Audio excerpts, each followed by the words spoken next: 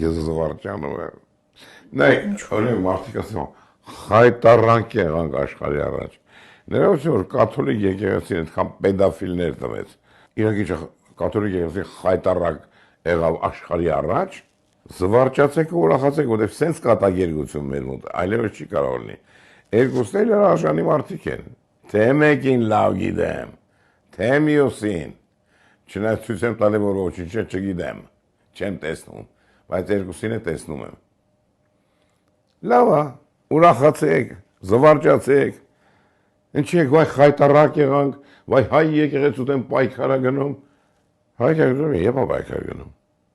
Ներողություն, հայ եկեղեցին այսքան դար եղել է ու մնացել ու նրա արժեքը